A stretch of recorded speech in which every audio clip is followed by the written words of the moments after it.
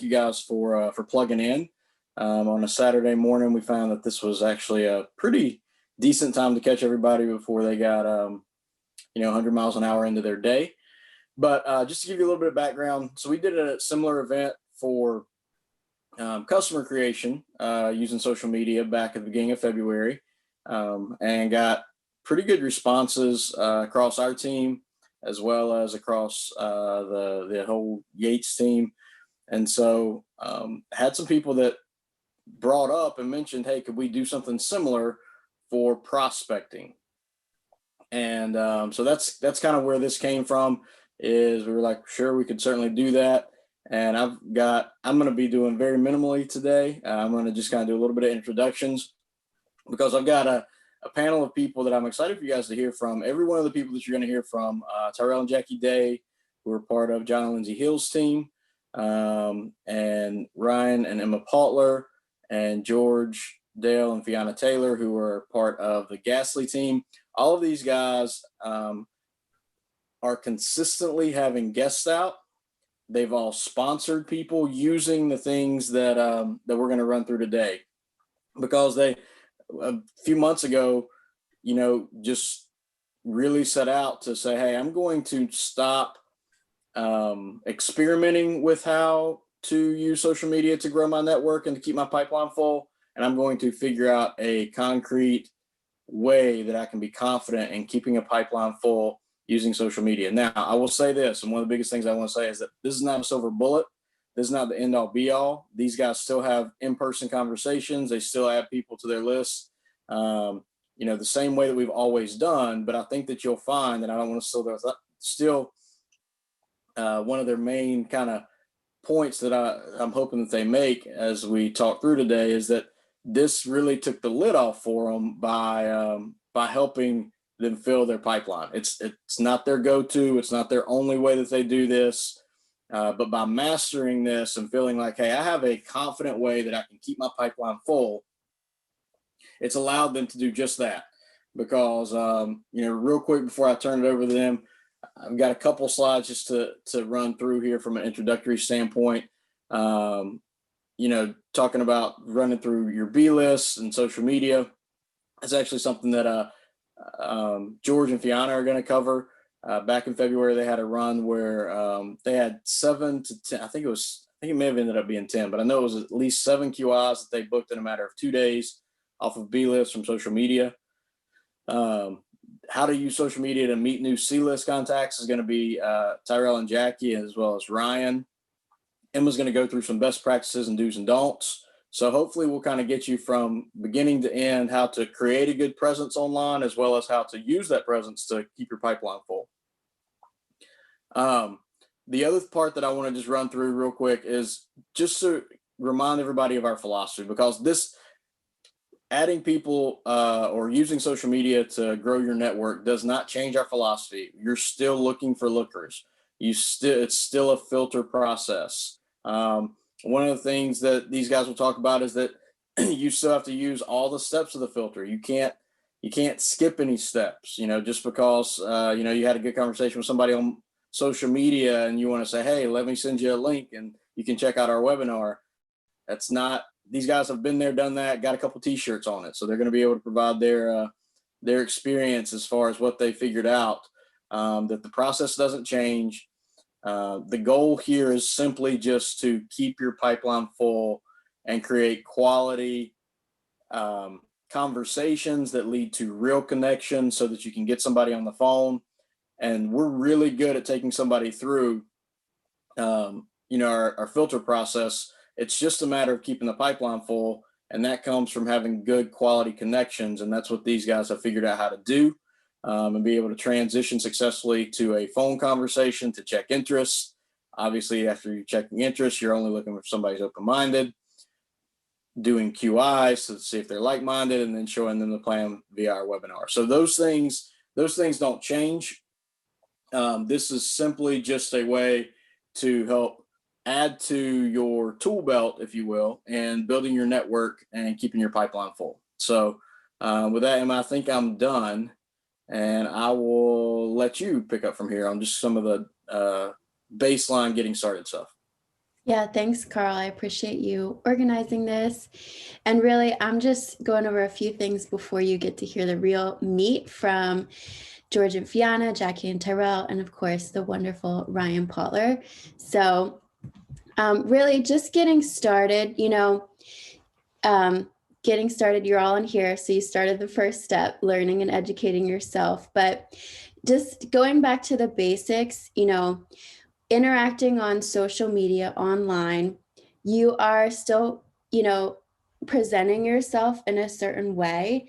And we always want to make every touch point with potential business partners, you know, take it at the highest level, be professional, represent our brand, our company, and yourself well, right?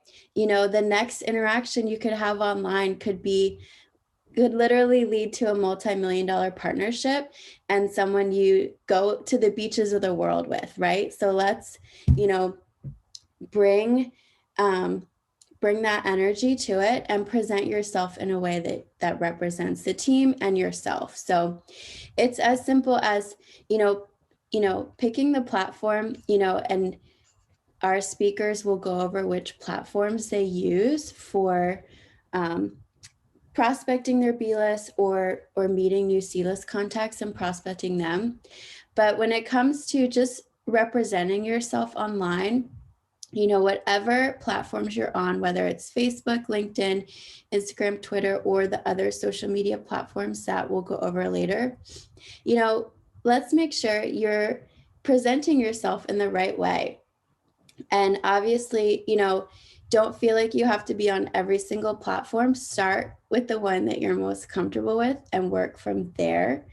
But let's make sure, your accounts are current, up to date. In fact, take some time today, and go through, if you're thinking of Facebook, scroll through your profile and look at it as if you are someone who's looking at your profile for the first time or for the first time in a long time. Maybe you someone who hasn't seen you in a year or two, and think what they would be thinking, like how would they perceive you, and just give it a little audit.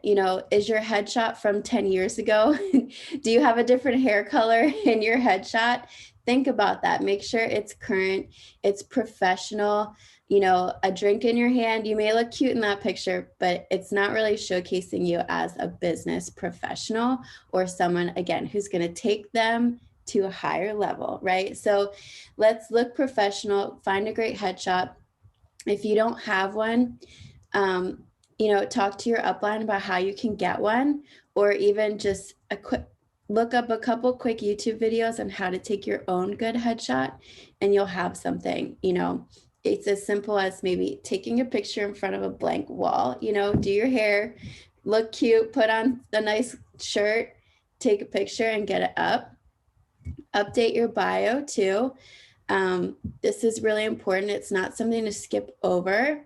You don't have to have something cutesy and creative here, but to have something that describes who you are and where you're going. That's perfectly fine to do. And you may want to think of common ground too. On Facebook, you can add, and LinkedIn, you can add so much information about like where you went to school, where you live. It's up to you how much information you want to give away, but that type of information reminds your network how they know you. For example, I went to 2 different high schools. So I got married. My last name is different now. So at a glance, someone might think like, do I know Emma? Oh yeah, she went to Red Lion Christian Academy. I remember her now. I had a class with her. You know, let's make it easy for people to remember how they know you. It's okay to add that information into your bio.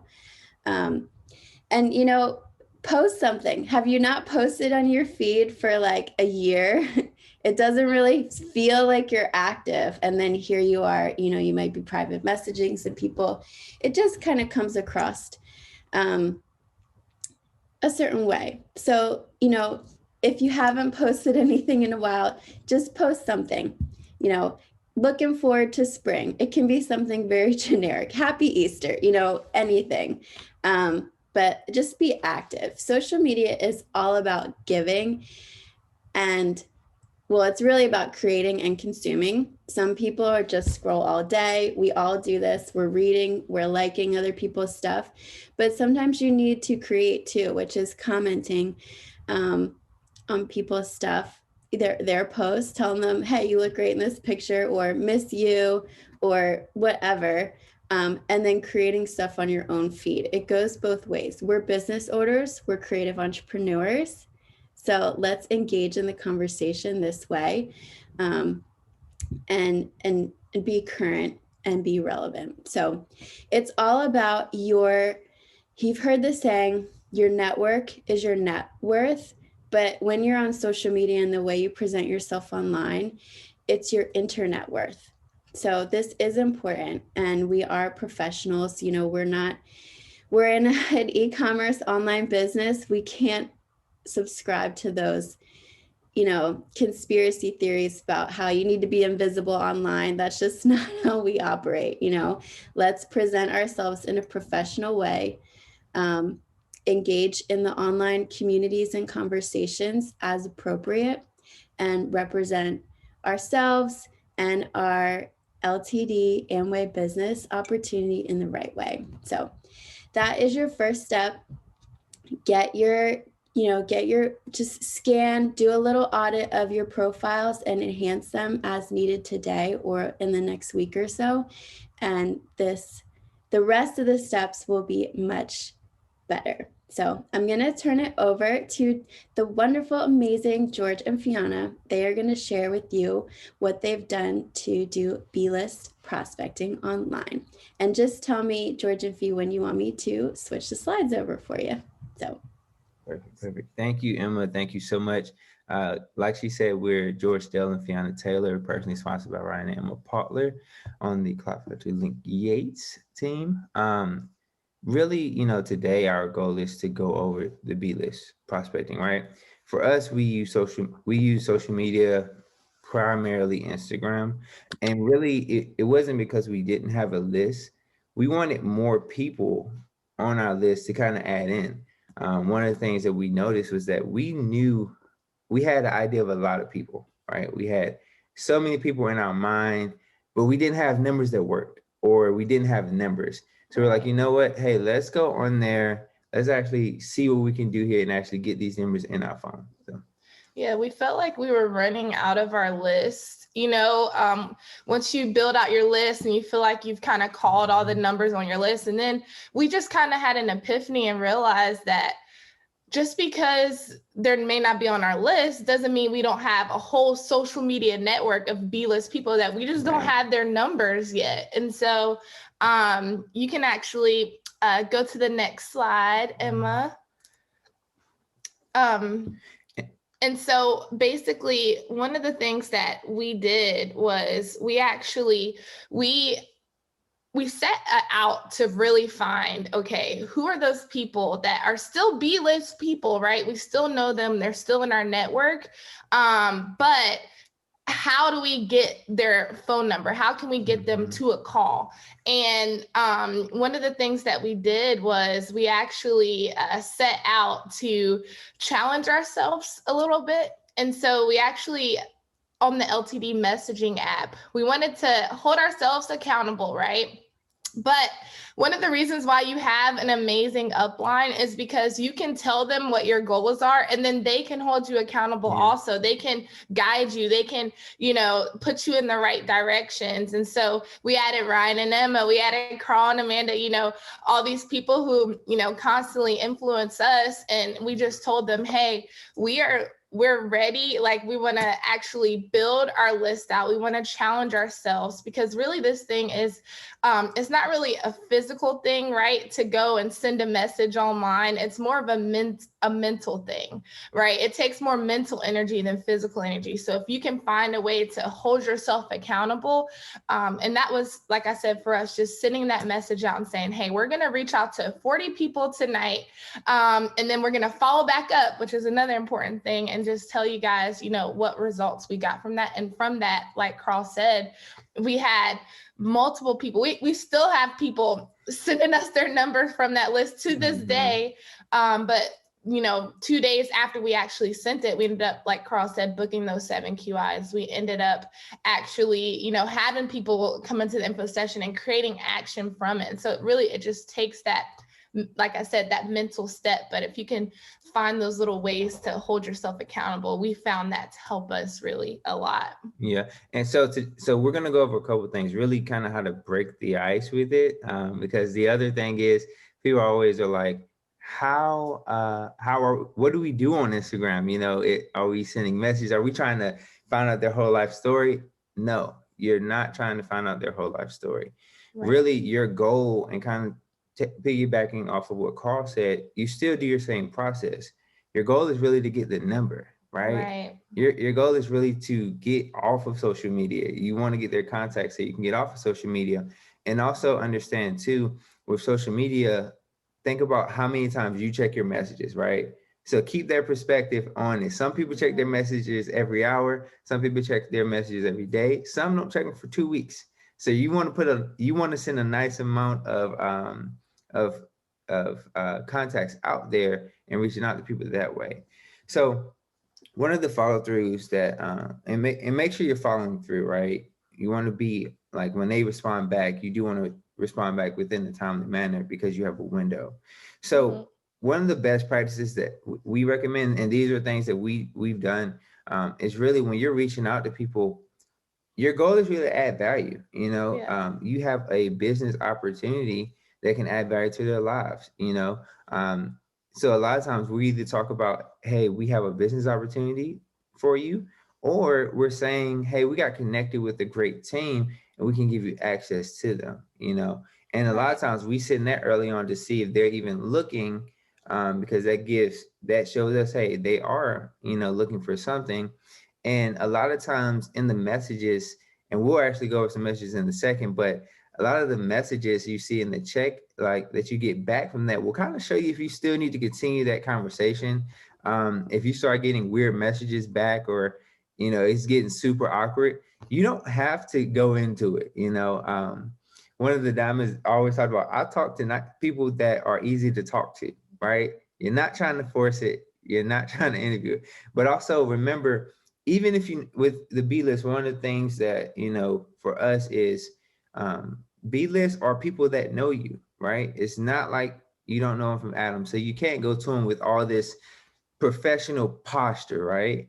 But at the same time, you're not trying to go at them in full like slang mode, or cursing like they used to curse with them back in the day. You don't want to go to that, because remember, this could be a potential multi-million-dollar partner, right? So do you want the first memory of you contacting them to be kind of crazy, you're saying crazy stuff, or do you want it to be something that was pleasant?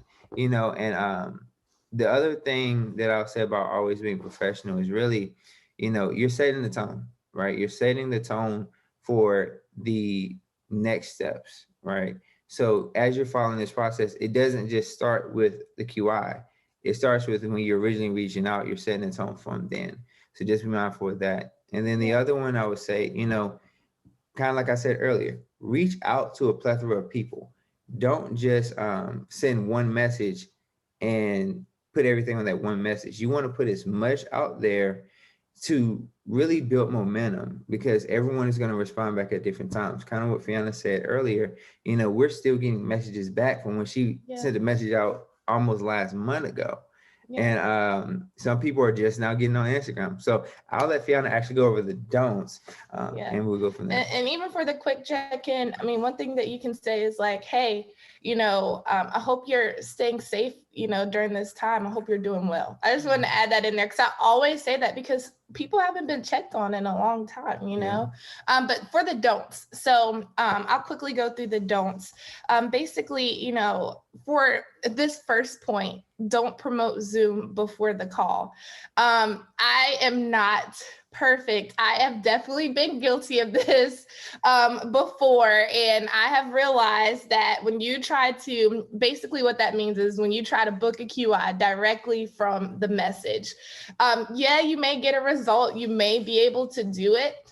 But one thing that we've experienced is that a lot of times, sometimes people would just get on a Zoom call with you or a QI with you just because they like you, or they may not really know all the details of what's going on, or they may not really even be interested. And then you have to spend like 15 minutes on that QI call trying to explain to them over why they need to do this. And so the call is important. There's a reason why there's a process, right? The initial reaching out, the call, the QI, and then getting them into the plan. Mhm. And so, yeah, that's a big no. Like, you know, whenever and we have some examples coming up in a second where we'll show you, but we're always just promoting getting them to a call, because Ryan actually coined this phrase and I love it, but it's, you know, it helps you to check the temperature of the person on the phone to really see, like, are you interested? You know, when you hear someone's tone, you could hear it in their voice if they're interested in something.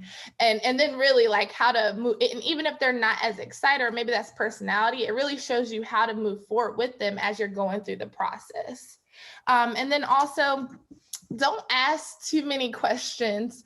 I've also been guilty of this, guys. Like I said, a lot of these things come from experience. And so that's the beauty of it. You learn from your failures, you learn from upline, and they're telling you how they grew. So, you know, don't ask too many questions. And the reason why you don't want to do that is because sometimes when you ask so many questions, you may eventually not get a response, because people, sometimes it feels like you're interrogating them, right? They may feel like, okay, is there into this conversation? Like, you know, imagine if someone reached out to you and they were just asking you a million questions about your life. You hadn't heard from them since high school, right? And you're like, why is this person asking me so many questions? And so that's just going back to what I said originally. You just really want to, you know, reach out to them and get them to the call, because it's easier to catch up when you're on a call versus on a message sometimes. Just because, like I said, just that tone, just hearing people's voice, because if they're kind of like not really interested, then you can know, like, let me just talk about the opportunity, right? And so don't, not like if they're not interested, sorry, if they're not really like a talkative personality per se, like you kind of learn how to gauge how to handle those calls. And so don't be rude or ghost people, be encouraging. This is another thing. All these things are super important, but it's so important to not try to ghost someone or be rude. Like if someone reaches out to you that's already in business, for example, right? You know, it's okay. You don't have to just read the message and not say anything. Like you can say like, you know, hey man, I'm super proud that you've been able to, you know, do this. I'm in business also. I wish you the best, you know, it's about being professional, like George said earlier, and it's also just setting that standard, you know, and just always continue to be that, whether you're offline or online. Because even if you met someone in person, they were in business. I mean, you wouldn't just like turn your head, like you would say, oh yeah, cool, man, I'm in business too, you know. And so just taking that same aspect online, and then also don't ignore or get upset if someone tells you no. Oh my goodness.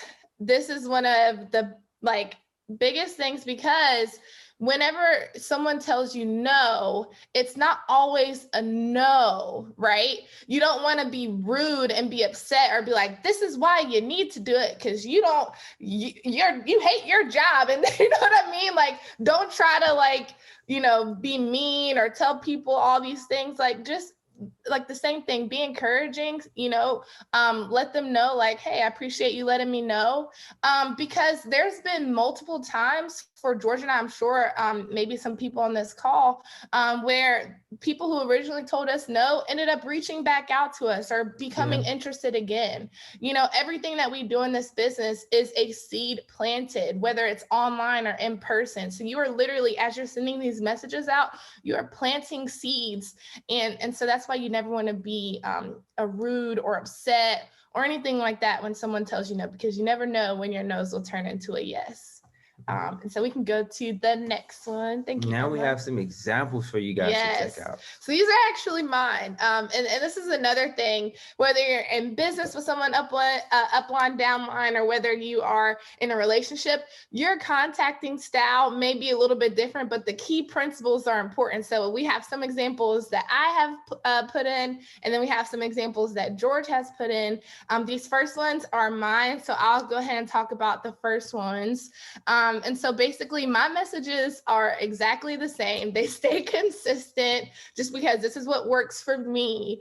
And basically what I do is I reach out to them, you know, as you can see, I do the check-in like George was talking about, where I'm like, hey, I hope you've been doing well and staying safe. I've actually been meaning to reach out to you about a potential business opportunity. So I'm adding that value. I'm talking about, you know, that I wanted to reach out to them. I wanted to tell them about an opportunity. Let me know if you're available for a call tomorrow to give you more details. Looking forward to hearing from you soon. So short, straight to the point. And really, you know, and another thing, I'm promoting the call off the back because people get messages so much right now. People are getting sold so much via DM. And sometimes people just want, just honestly, what are you reaching out about? You know, like what, like, and so when I kind of go straight to the point, I get a lot of responses from that because people are just like, oh yeah, sure. You know, I'll hear about what you have to say. Now, as you can see on the message on the right, there may be some people who actually say like, hey, you know, I've been good. I hope that you are too. Will you give me a little bit more information? And that is okay. Some people are more information based. And so here's another place where I'm just adding more value. You know, I'm telling them the different partner stores that we've been able to connect with. I'm telling them about the exclusive, that we have exclusive manufacturers, that we're working on projects. And, you know, another thing, I promote the call again because it's all about getting to the call, because then you get into the multiple questions things, right? And really it's the phone call is so important because you can hear each other's tone. You can check the temperature. You can talk more. You can ask more. You can do more on the call than you can via the message, because sometimes it doesn't have that same personal touch, right? And so here, you know, I'm saying basically, you know, it's kind of hard to explain the whole business plan via text. Let's chat on the phone tomorrow and I can give you more details. She liked it in this little bottom part. You can't really see because we blocked out her number just for, you know, confidentiality reasons. But right from that, she just sent me her number. And so both of these people ended up booking QIs with us. So it doesn't matter if someone asks you more info or not. That doesn't mean they're not interested. But at the same time, as you can see, I constantly was promoting, hey, let's get on a phone call. And so yeah, this is just something that works for me. Like I said, consult your upline, figure out what works best for you. And we'll go into the next one so George can show you his. Yes, you guys actually get to see me get ghosted. Woo. That is part of reaching out to people. It does happen, right? So, you know, the first one, I went straight to the point. You know, hey, I have opportunity. What's a good contact number, right? They're asking questions, right?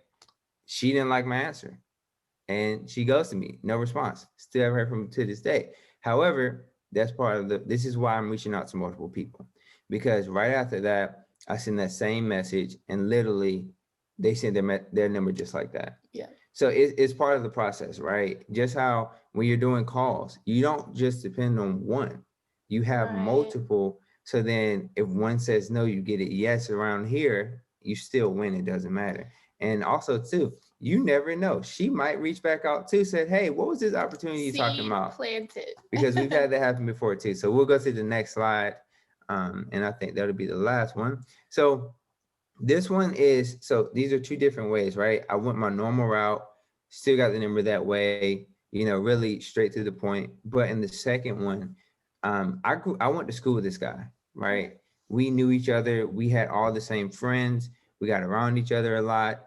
And, you know, really, I didn't want to kind of start it that way just because I knew his background just a little bit. So I was like, yeah, let me see if I can actually take time to connect with him and just see where it goes. Yeah. And a lot of times I'll ask, hey, are you still in Charlotte? because a lot of my classmates moved away. So that's a question that they tell instantly. They're like, hey, yeah, I'm still here. What's going on? And then I tell them, hey, I got opportunities.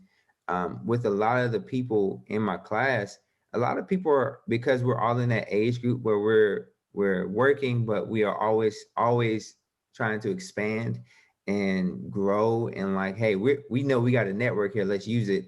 And that's what we use. I let them know, hey, we're building a team right now. You know, we got projects going on. We're looking for people business minded. You know, let's do a call.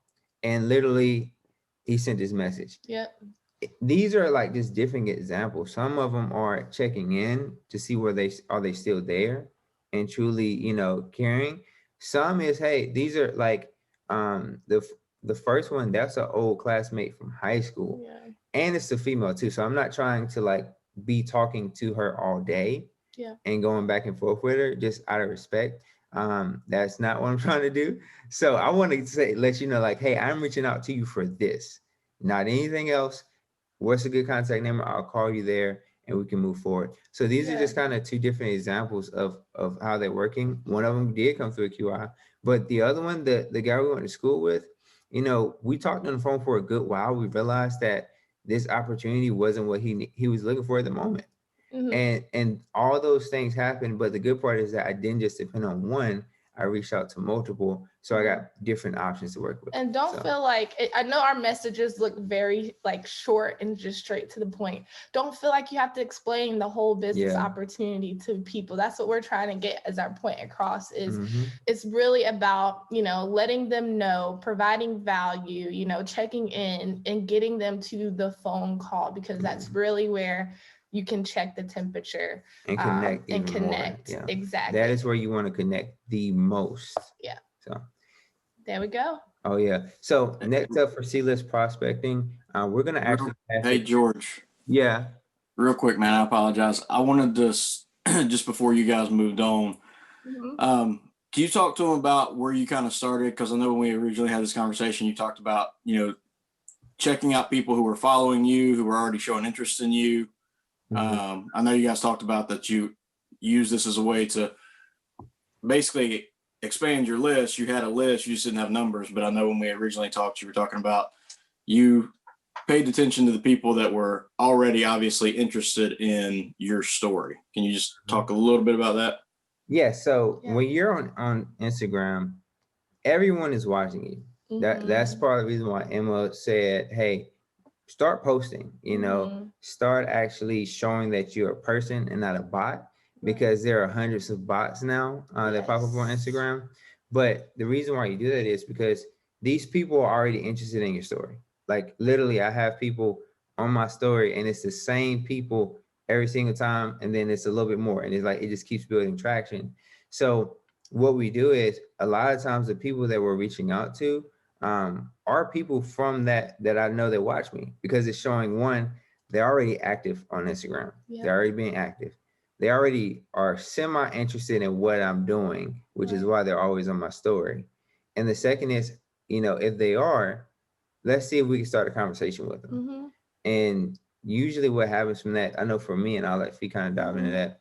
I know for me, when I reach out to them, because I know they're watching me, when I talk to them, they're already excited to talk to me. So that's kind of, you're kind of getting what there's excitement in, so they don't feel like you're just spamming them too. Yeah, the beauty of social media is the beauty of social media is you can see everyone who likes your post, but you can also see everyone who looks at your story. So you can see who is engaging with you, right? And so it's important to know those things too, right? Because like George said, those are the people who are, you know, who are following, you know, what you have going on. Even to a personal story, you know, we've both actually had people who just reached out to us and said, hey, like, I really like what you're doing right now. Like, what do you have going on? Even before we reached out to him, even one of the people we sponsored on our team actually reached out to George because of some of the things that he was posting and him seeing the growth of just him, you know, via online, because really it's it's a storyline, right? Of everything that you're doing, you know, everything from on your story, the food at the restaurant that you're eating to, you know, the meetings, you know, that you're at. And so you're really just storytelling to the people. And so that's why, like Emma said, it's so important to portray the story that you want people to know and people to see, because as you're reaching out, it really just allows them to, because people, I mean, Instagram, social media isn't real life, right? It isn't everything. It's always it's real life, but it's the highlights, right? Yeah. And unfortunately, that's what people are seeing, right? They don't really know you until they know you. And so even if you like are on social media and you haven't posted in a whole year and you're really just an active person, people won't know that unless you're doing it online, if they don't see you every day. And so, yeah, it's important. We've had results from just posting and doing that, and just giving our page a facelift, you know. It makes the conversation easier too. Yeah, I will say the conversations are a lot easier when they're already interested in you. The responses a lot of times are quicker too. Right. Because they're like, oh, this person just contacted me. Cool. Let's talk. You know, so they are excited to talk. But did that answer it all, Carl? Perfect. Yeah. And you don't have to have 1 million followers either, right? It's just being active and telling your story. Exactly. So we're going to actually pass it to the dynamic duo. Yes. Tyrell and Jackie Day, so they can actually go over C-list prospecting with you all. Yes. And Ryan Potler as well. Awesome. Thanks, George and Fiona. You guys ripped it. You guys killed it. So that's some very good information. Hope you guys were taking notes. But we are Tyrell and Jackie Day. We're sponsored by Ron and Cami Anthony, part of the Yates Diamond team, all in. And so we're just going to kind of give some of our experience from the social media platforms that we've been using. I know for me, I've been using LinkedIn a lot. That's where I've been getting traction from, and that's for C-list contacts, you know, not for B-list or A-list. It's just for C-list, really. And sometimes I find, you know, somebody that I might know that's a B-list, but most of it is C-list. And one of the reasons why I like LinkedIn and I use social media is because it just takes pressure off of me from my, you know, day of meeting people out and about.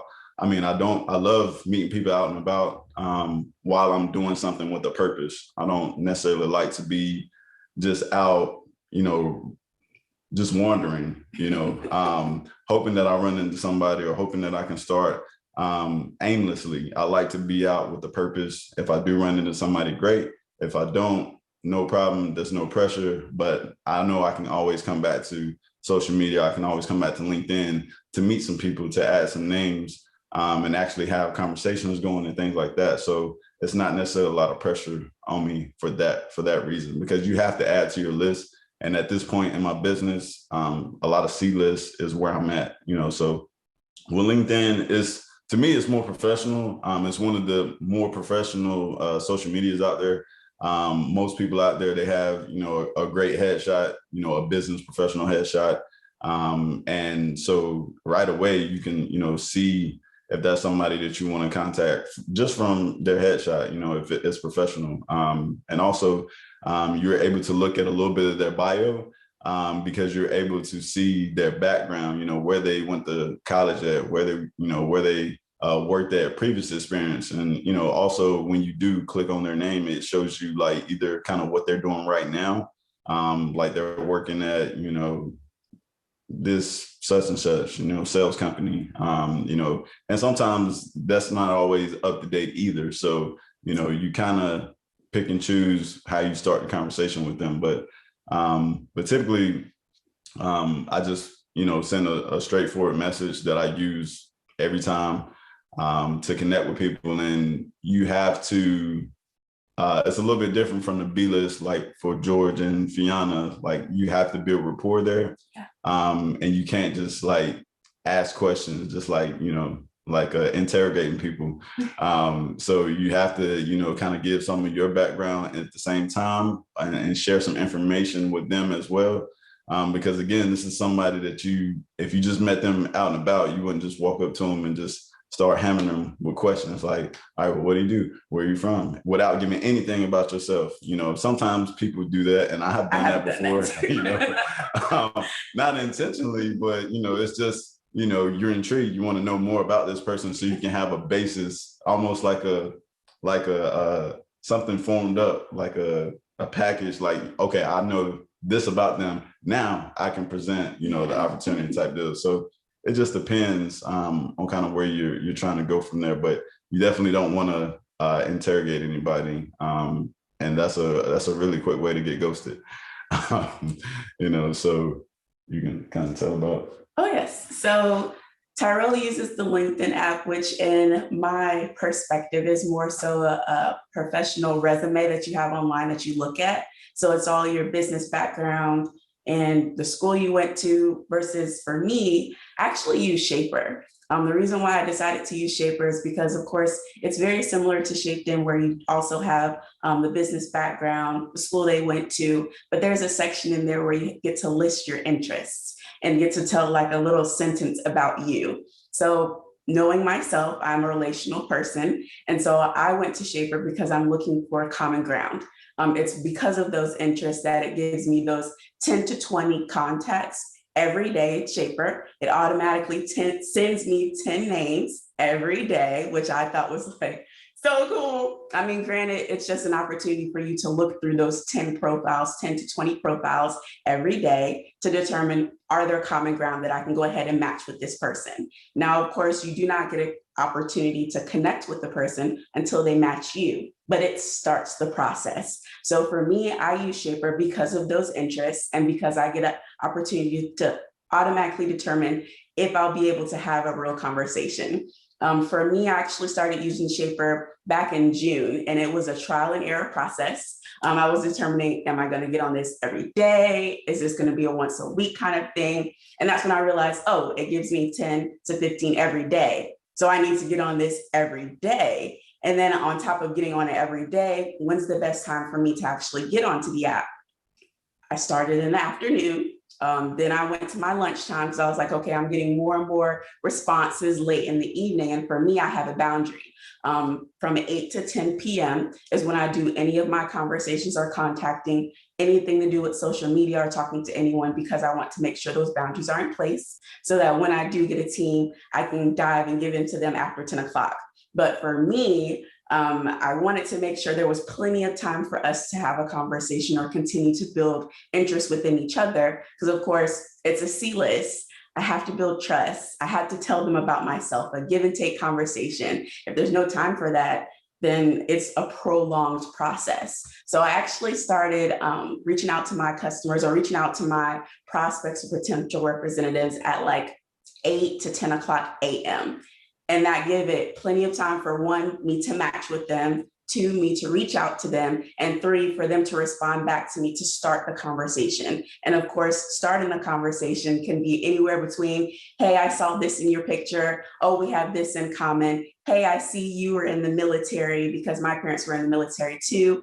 And then at the same time, hey, are you actually in the city that you said you are? Because I know for me, I was not born in the same city that I was raised in because of the military. So it's one of those things that I'm very comfortable with saying, because I've had that same conversation multiple times all the way back from June. So I really like Shaper because it's very simple, very forward, and allows me to build that automatic connection.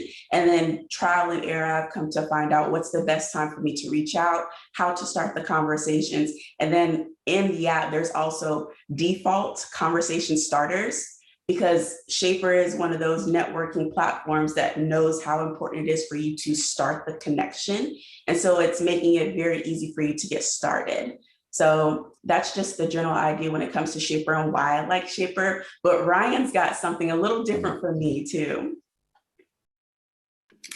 Hey guys, thank you so much. I think it's awesome just hearing, Tyrell and Jackie's background. They've already registered one person through what they've gone through, and they've got 2 more in the pipeline. And so these guys are experts in this and kind of their daily habits. And so for me, I chose the Bumble app. just because it's simple. I am melancholy and I'm a little bit simple at the same time, but basically it's just a swipe left or right app. And you can put like things on there, you know, pictures of what you do and what you enjoy. And so I guess it doesn't take a lot of brain or mental energy for it. But hopefully I can just add, you know, with some of the success that we've had and, you know, kind of where we started, you know, my hope is just to add maybe one more layer to C-list prospecting. And I think so far, you know, all great content, all things that, you know, I'm taking notes too as well. I've had that opportunity several times, you know, to talk with Carl and George and Fiona and Tyrell and Jackie and just bounce off ideas about, you know, how to navigate. But where was I? You know, I think the whole world got rocked with the pandemic. And I just remember something that Robin Yates has always told me. He said, go where the people go. And so once the pandemic first hit, the immediate thing I did was I signed up for every single online networking opportunity that was available.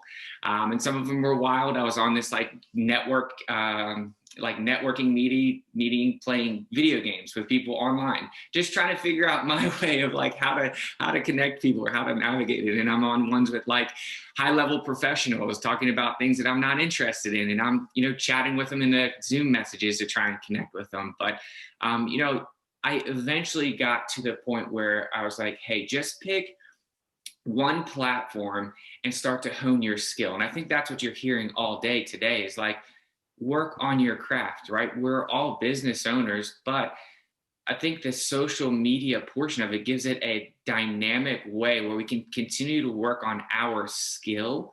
And then we can, you know, just work from there and become better at it.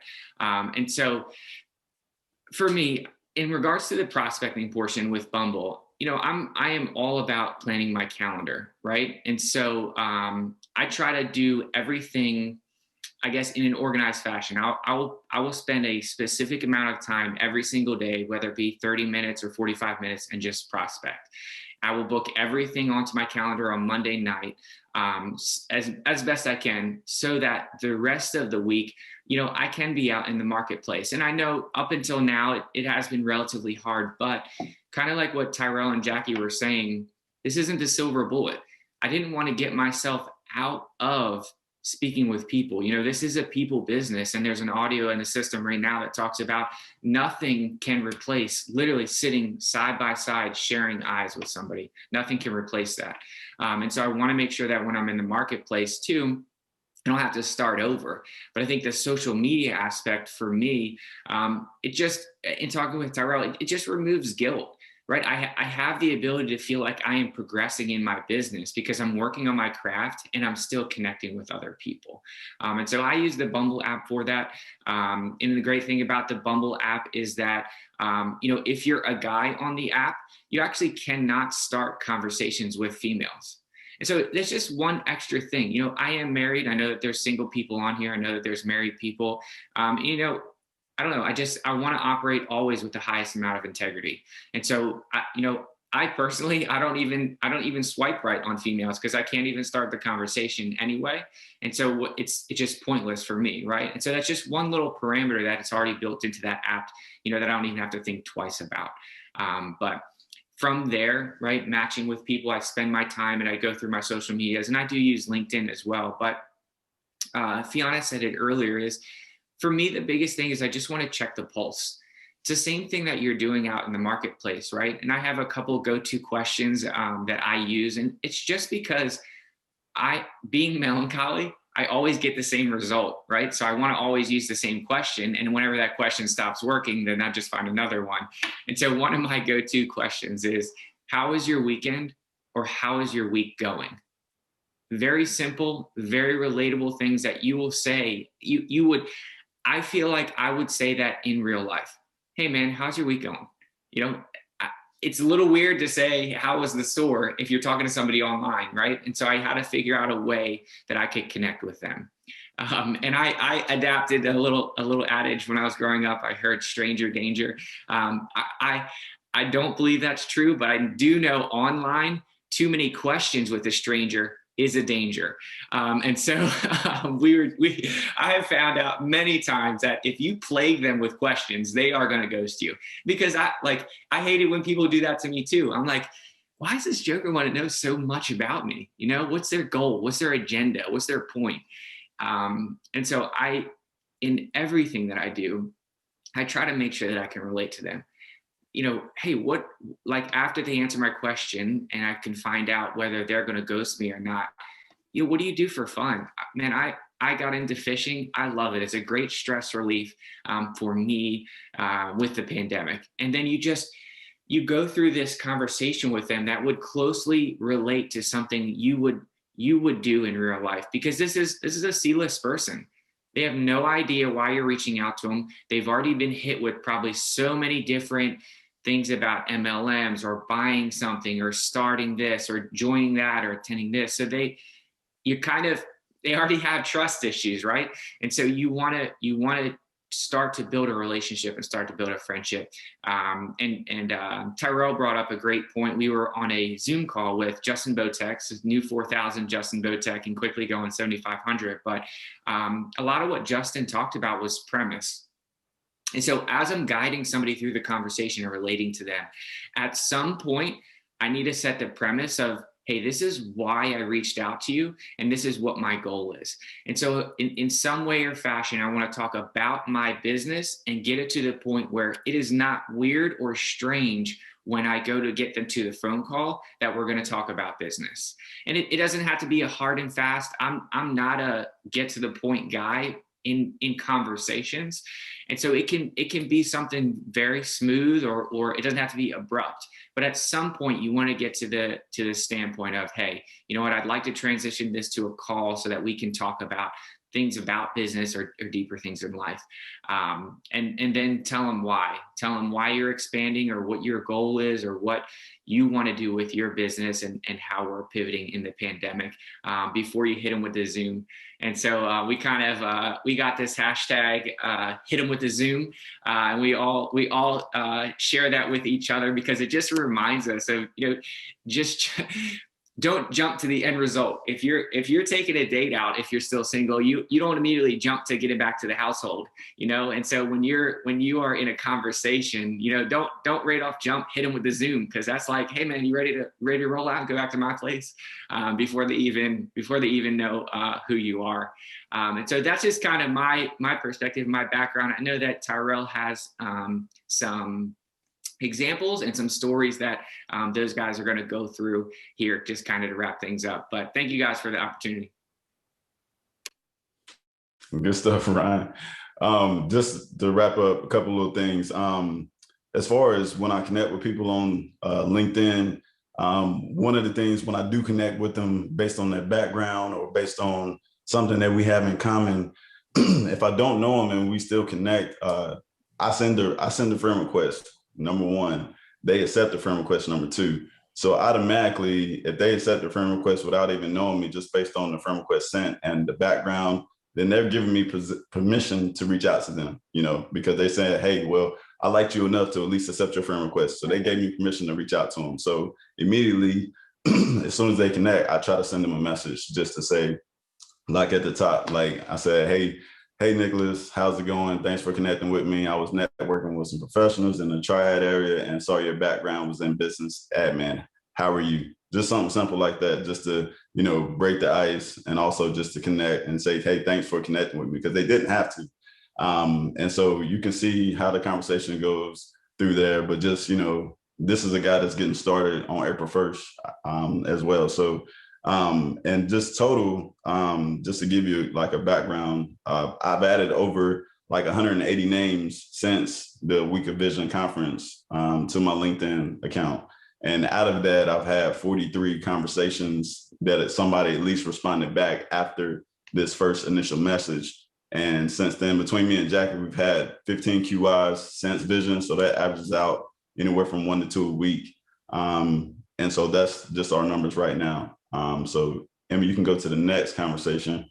But it's really, the slide is really the same thing. As far as the way I reach out to them, I say pretty much the same exact thing. with this gentleman right here. But one of the cool things is that just in going through the conversation with him, he kind of told me like his family had started a business. And then so from there, I asked him like, what was he looking for? Because his background is in marketing. So I asked him, why did he get into marketing? And so that was kind of the conversation how it went. But just from there, just not initially jumping into a Zoom, hit him with the Zoom, just conversation from there. But that's pretty much what we have. And so we'll kick it back to Carl or Emma. I think the last thing we just wanted to highlight too is that something that all of us as panelists have done, Carl included, is we really adapted this power hour state of mind, where we set up a time throughout the week where one or two of us or together will get together and we'll dedicate a solid hour to reaching out to people and booking our calendars. Every day I am prospecting. I usually spend about 45 minutes to an hour, but as a team side of things, we kind of get together and we do this power hour where we can all stay focused. We can all kind of channel the same energy.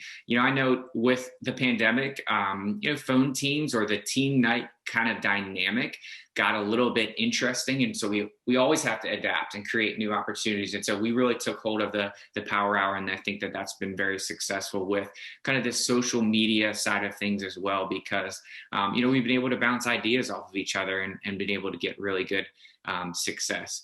And so, Carl, if you want, do we want to maybe pause the recording and we can do questions, or if people want to stay online, is there anything else you want to close down with?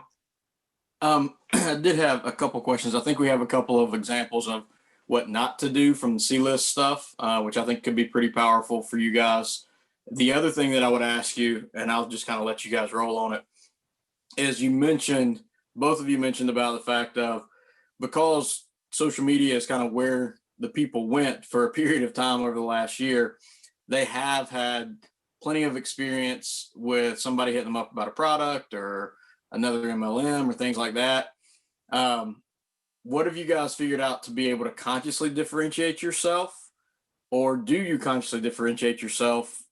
Kind of how did you figure out how to navigate that space of, yes, I have an opportunity, I'm looking to build my network, I do have a network marketing business, but I'm not like, everybody else who just blew up your inbox with, some, I don't know, just unprofessionally. So maybe just talk a little bit about how you guys navigated figuring out that balance between your premise, but not losing your professionalism or credibility or whatever it may be.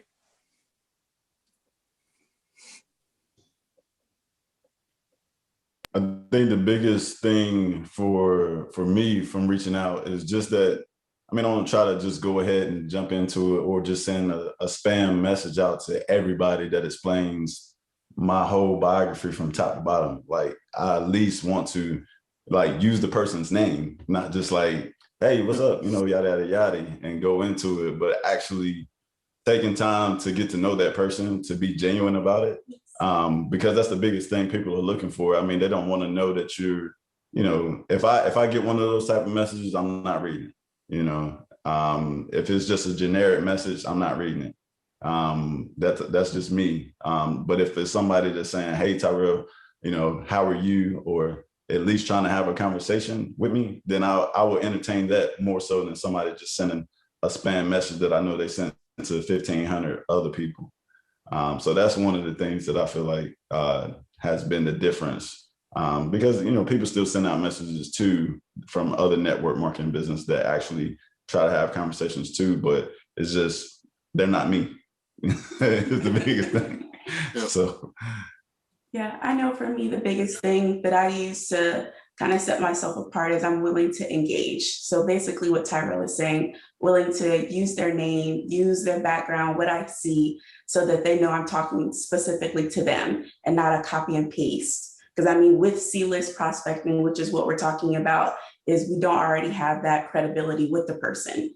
And so we're taking time to build that credibility so that we can continue the conversation and build from there. It's the common ground to higher ground is what I continue to think about when I'm reaching out to C-list prospects. I think for me, I do just try to just be relatable, just not ask off the wall questions to start, but like ask something that, like, at work, they make fun of me all the time. They call me the weatherman. And it's because every single time I get on the phone, I'm asking how the weather is where they are. Because I just feel like that's the easiest thing. Man, it's raining out here. Oh, I'm sorry. And it's just so easy to go into a further conversation from the weather. And it's something that takes zero mental energy on my part to ask if I ask the same question every single time. But in regards to differentiating myself, I feel like I went through the 3 stages of grief in receiving a message on a social media platform because I just got bombarded with them and I just ignored them. And then I realized, you know what? This is all stewardship. Everything, Carl has told me over many meals that everything relates back to stewardship. Everything on this world is stewardship. And so if somebody sends me a message, I at least respond back to them and say, man, keep going. But because I'm a business owner, I'm kind of cataloging in my own mind of how they are prospecting to me. 1, so maybe I can borrow something. And 2, if I don't like how they did it, then I can make sure that I'm not presenting myself in that way. And I'm just, like I said, I'm just always working on my craft and realizing that it's stewardship. They're planting a seed. I don't want to uproot it. I just want to let them know that, you know what, I may not be the household that wants to buy your vegetables that you're selling, you know, keep them in the ground, wait for the person who's supposed to be right for it. Yeah, and Ryan, you and I have talked about, and you've actually sent me some screenshots of one of the things where you try and add value. And it's a lot of what Jackie was talking about with connecting and common ground to higher ground. But you have like a quick example of something that you've done to be able to add value before you're able to say, hey, here's the reason why I was reaching out, to kind of find that.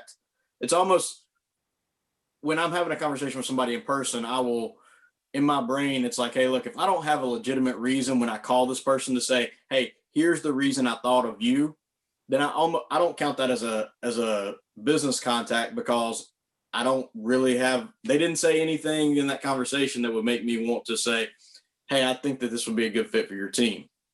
It's almost like you've kind of figured out a way to do that online as well too, with finding that common ground, or not common ground, but adding value. You have any sort of like example or something like that you've done? Yeah, and I stole that from Justin Botek. That's the premise is the thing that Tyrell reminded me about, but the thing that I heard from this meeting with Justin Botek was he adds value. So in the marketplace, he adds value. And, so through my progression of talking to somebody, I'm going to ask them, like I said, how their weekend was going or how their week was. But then through a conversation, I want to figure out how I can add value to what they're doing in life. And I think that gives you a brilliant opportunity to relate to them. And so one conversation that I had, I was talking with a guy, and like I said, I started off like normal. I told him that, I like to fish because of the result of the pandemic. And I said, man, what do you enjoy? And he was like, well, I just got finished my MBA. And I just asked him, wow, master's in business, right? Do you plan on opening a business? He's like, no, I did it for my mom.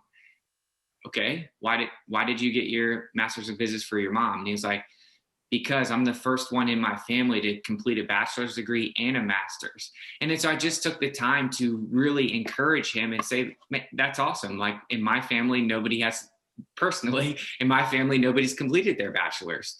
So that's what I mean about it is common ground, but it's also another way where you can kind of talk about them, because people want to be heard. They want to be encouraged. They want to know what they're doing is valuable.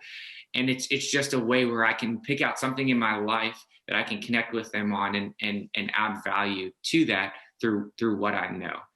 It may be an adage that I learned through the business, or it may be a book, or it may be, a restaurant, something where I can help their life get better by knowing of me. They don't know truly everything that I bring to the table, but they know that, hey, when I connected with that person and I got a chance to, have an exchange with them, I got something out of it. They got something out of it, instead of it always being about me. I need to connect. I need to get their number. I need to hit them with the Zoom.